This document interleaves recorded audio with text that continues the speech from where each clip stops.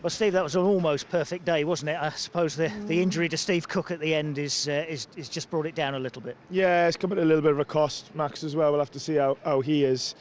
Good win, great win. 4 brilliant goals. Didn't love his first half, truth be told. Obviously got off to the perfect start, and not the fact that we scored, but how we scored as well was really, really positive. Didn't really build on it, and half time was quite important. But I was pleased that the lads knew before I had to say anything, so changed tack a little bit, and second half we played the way we want to play, and scored another 3 goals. Could have been 1 or 2 more, and sorted out, pretty comfortably. But as you said, a little bit of a cloud over it with Cookie. We don't know how bad it is, and Max as well. We'll have to see in the next 24, 48 hours, but fingers crossed from both. What did they do, Steve? It looked as if Max Lowe maybe was his groin, was it? But what did Steve do? Yeah, we're hoping Max is just a little bit of fatigue. We've had a couple of illnesses this week. Max was ill the other night, and when we played, and Jed's been off for a few days.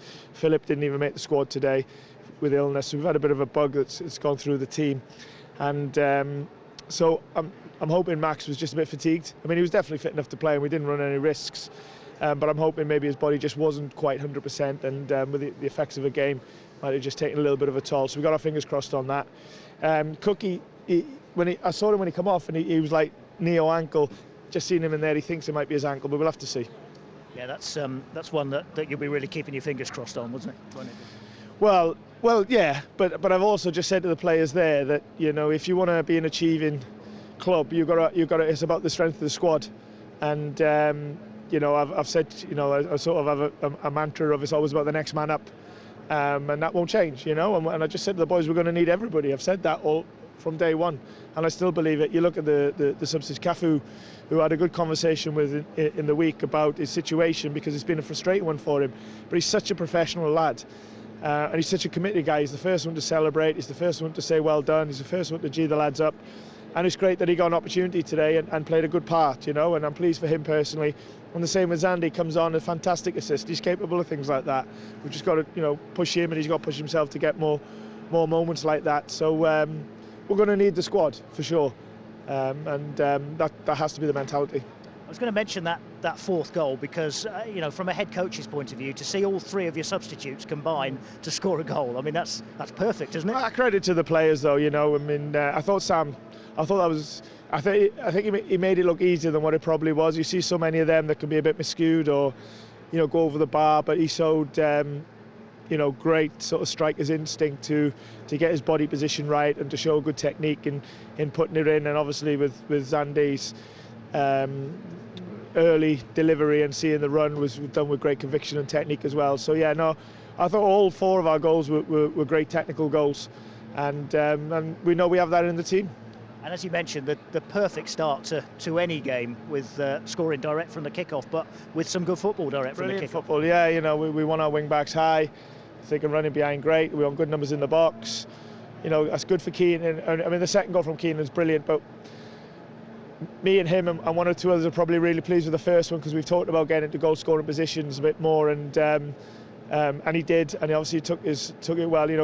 Grabs has been doing a bit of work with him as well, and having conversations with him, because he's obviously excellent at that. And his first thing Keenan said to me after about Grabs on the pitch, so that was pleasing. You mentioned earlier that the first half wasn't all you wanted after that first goal. Is there such a thing as scoring too early? Is that a thing?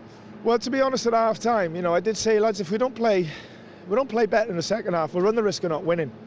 And it was, we'd often talk tactics and things like that, but I generally think first half was about individuals not playing well enough, not being a good enough footballer, not being a good enough player. And that's not a criticism, because, well, it is a criticism in terms of the first half, but it was a challenge to go, come on, we're 1-0 up, we're in a good place in terms of the game, play better, and we did. So no, I don't use the goal. I don't want to use going 1-0 up for 30 seconds as an excuse to not play well. And we will look at that as well, because you've heard me say a million times about, in the end, good performance levels get you where you want to be.